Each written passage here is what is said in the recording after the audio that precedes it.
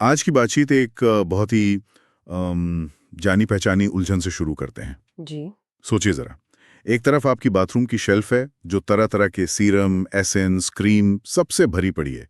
हर बोतल एक वादा करती है, ग्लो, हाइड्रेशन, एंटी एजिंग। और दूसरी तरफ है आपकी त्वचा, जो शायद इन सब वादों के बावजूद और ज्यादा रूखी और बेजान सी लग रही है। हाँ, ये तो आजकल की सच्चाई है। बिल्कुल। और यही उलझन हमारे आज के स्रोत के केंद्र में है। यह एक युवा लड़की और उसकी दादी के बीच की एक बहुत प्यारी सी बातचीत है। लड़की परेशान है कि भाई इतने सारे मॉडर्न प्रोडक्ट्स इस्तेमाल करने के बाद भी उसकी त्वचा क्यों खराब हो रही है। और दादी उसे उस दुनिया में वापस ले जाती हैं जहां स्किन केयर का मतलब बोतलें नहीं बल्कि एक पूरी जीवन शैली हुआ करती थी। एक बहुत ही दिलचस्प कंपैरिजन है ये। तो चलिए इसी बातचीत की परतों को खोलते हैं और ये समझने की कोशिश करते हैं कि त्वचा की देखभाल का ये पारंपरिक नजरिया क्या ये सिर्फ पुराने नुस्खों की एक लिस्ट है या इसके पीछे कोई गहरा दर्शन छिपा है जिसे हम आज भूल चुके हैं। यहाँ सबसे दिलचस्प मोड़ तब आता है जब पोती अपनी सारी स्किन प्रॉब्लम्स दादी को बताती है। हम सोचते हैं कि दादी कोई जादुई लेप या जड़ी बूटी बताएंगी, लेकिन उनका पहला सवाल त्वचा के बारे में है ही नहीं।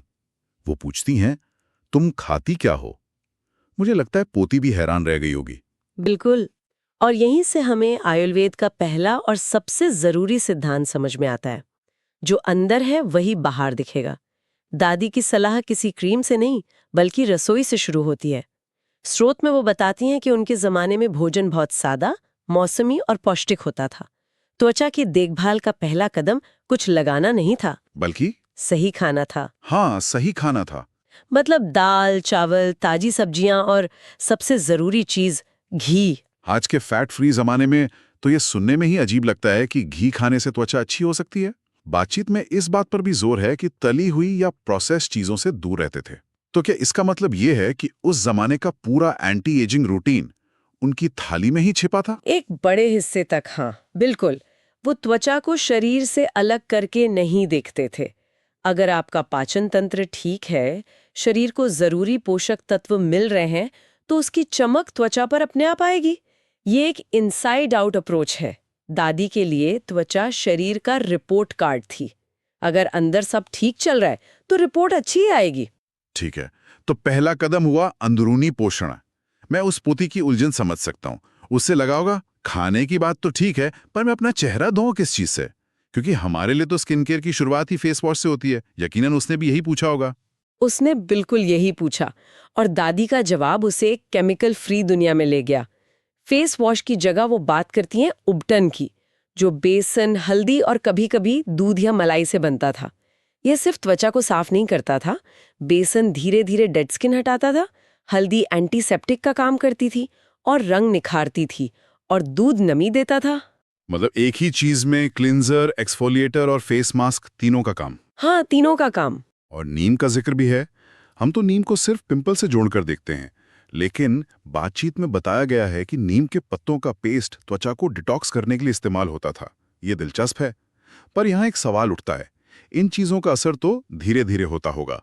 आज की दुनिया में किसके पास इतना समय है? हमें तो इंस्टेंट ग्लो चाहिए। और यही दूसरा बड़ा सिद्धांत है जो इस बातचीत से निकलकर आता है, धैर्य। दादी साफ कहती हैं कि पुराने लोग तुरंत नतीजों के पीछे नहीं भागते थे। उनका मानना था कि जो चीज प्रकृति से आती है वो अपना समय लेती है, लेकिन उसका असर गहरा और स्थायी होता है। वो एंटी एजिंग के बारे में नहीं, सस्टेनेबल हेल्थ के बारे में सोचते थे। आज की इंस्टेंट ग्रेटिफिकेशन वाली दुनिया के लिए यह एक बहुत बड़ा सबक है ना? बिल्कुल। हम जल्दी चमक पाने के चक्कर में त्वचा की ऊपरी परत को नुकसान पहुंचा देते हैं, जबकि वो लोग त्वचा की सेहत को धीरे धीरे अंदर से बना रहे थे। सही कहा। ये बहुत गहरी बात है। ठीक है, तो सफाई के लिए उपटन और नीम हो गया, जिसमें धैर्य रखना जरूरी है। लेकिन बेसन जैसी चीजें तो त्वचा को थोड़ा रूखा भी बना सकती हैं। उस जमाने में आज जैसे भारी भरकम मॉइस्चराइजर तो थे नहीं, तो फिर त्वचा की नमी कैसे बरकरार रहती थी? इसका जवाब भी दादी की रसोई में ही है, और वो है तेल। आज हम अलग अलग एसिड्स और हाइलोरोनिक एसिड वाले मॉइस्चराइजर ढूंढते हैं, जबकि उनके लिए इसका जवाब नारियल का तेल या सरसों का तेल था।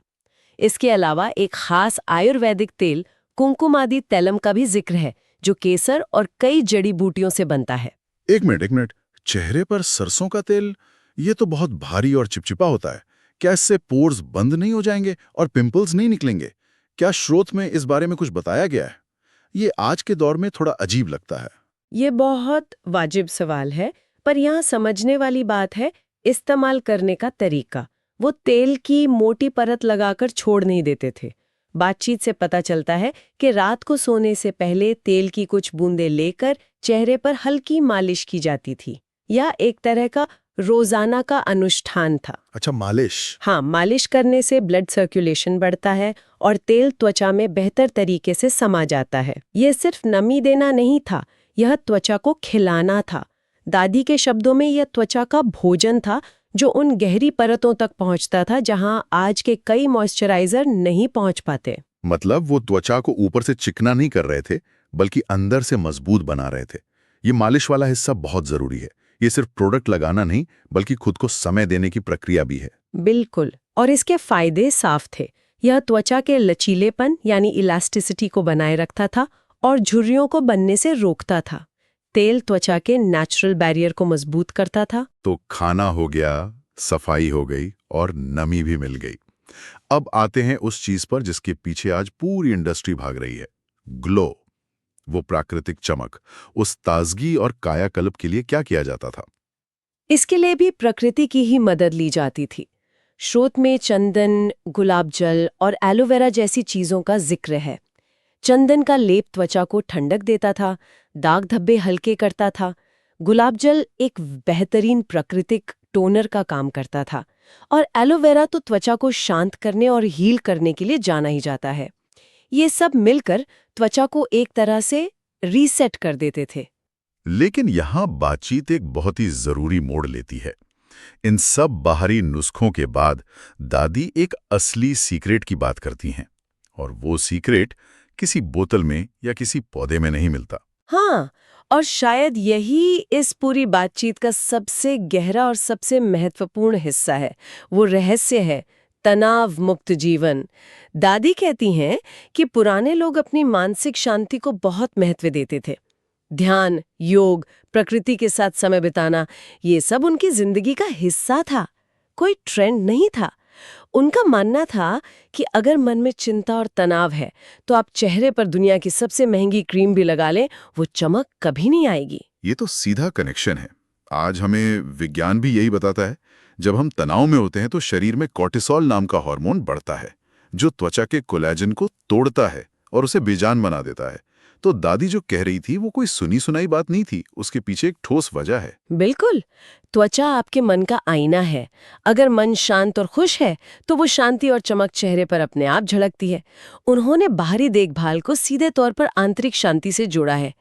ये एक बहुत शक्तिशाली विचार है जिसे आज की सेल्फ केयर इंडस्ट्री अक्सर नजरअंदाज कर देती है। सही बात है, क्योंकि मन की शांति को बेचा नहीं जा सकता। तो अगर हम इस पूरी बातचीत का निचोड़ निकालें, अंत में उस पोती को क्या समझ आया? उससे ये एहसास हुआ कि वो अब तक जिस चीज को स्किन केयर समझ रही थी वो असल में केमिकल्स का एक जाल था, और असली देखभाल तो कहीं ज्यादा सरल और गहरी होती है। सार यही है कि पुराने जमाने का एंटी एजिंग सीक्रेट कोई एक चमत्कारी प्रोडक्ट नहीं था, वो एक पूरी जीवन शैली थी, और ये 4 स्तंभों पर टिकी थी। सादा, पौष्टिक भोजन, प्रकृति से प्रेरित सौम्य सफाई, तेल से गहरा पोषण, और सबसे ऊपर एक शांत और संतुलित मन।